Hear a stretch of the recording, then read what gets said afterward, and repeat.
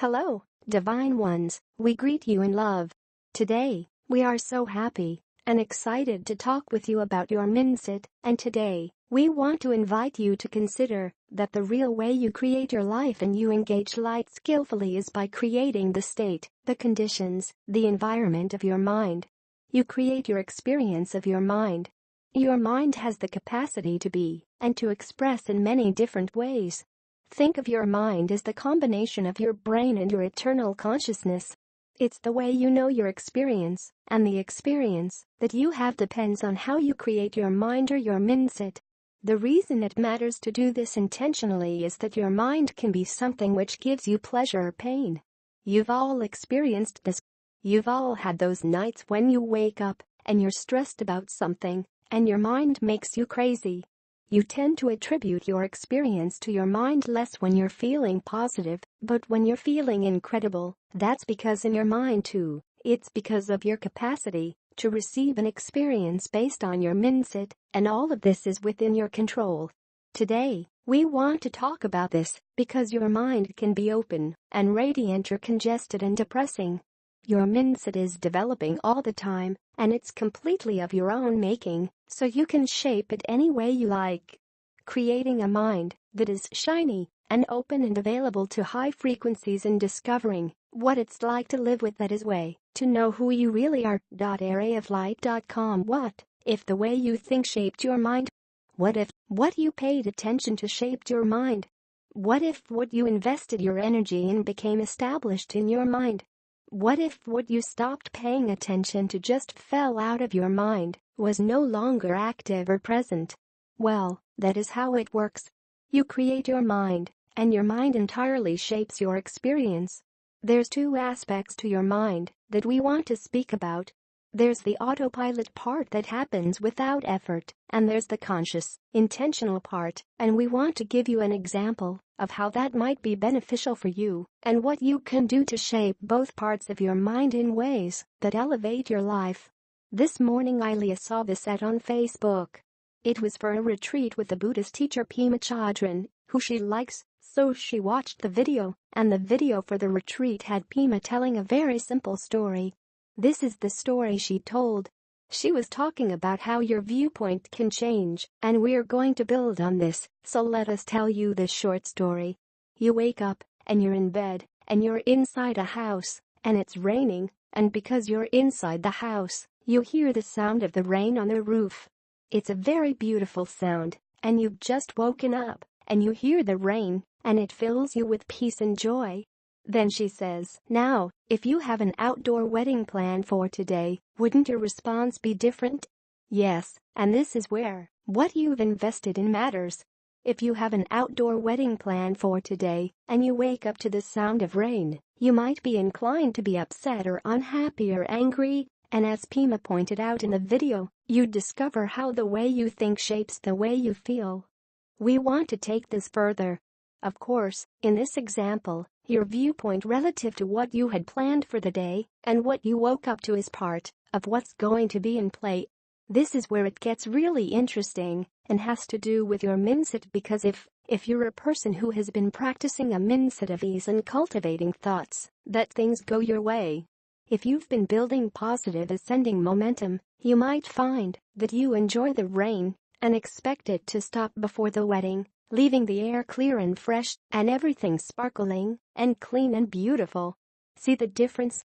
If you've been feeling and thinking that life isn't going your way, if you've got descending momentum going on and you haven't been cultivating the environment of your mind, you might very easily get very angry and also use this manifest experience as fuel to further that unhappy pattern of thought by thinking, oh my gosh, here's yet another thing that isn't working out for me.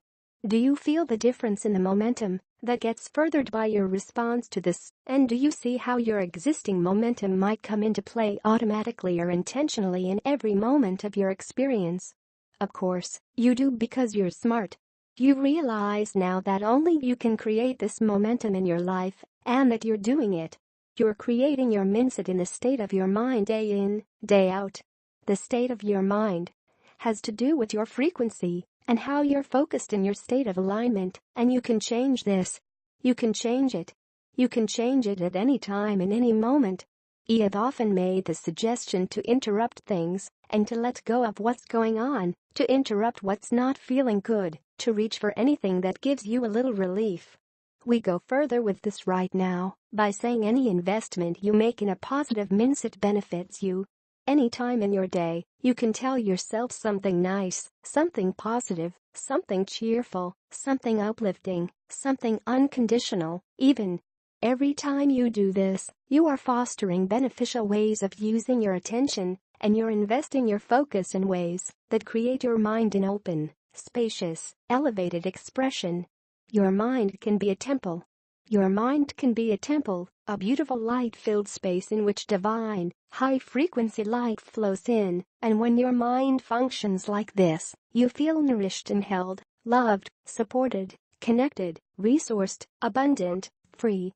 Your mind can be the sanctuary of incredible steady empowerment. Your mind is capable of that. Your mind can give you a feeling of safety and stability. Your mind is capable of being created in a way that elevates and inspires you consistently. It can be the source of you feeling fabulous moment after moment after moment, and you can achieve that kind of state and that experience by investing in our mindset in ways that feel good. Your mind can be your ally, but like all relationships, your mind thrives when it's treated with respect. When you respect and understand the power of your mind, you use it to create an environment that is receptive and in accord, in harmony, in resonance with elevated frequencies, and you do this by thinking elevated thoughts. You honor yourself and your mind by no longer giving into lower frequency patterns of thought.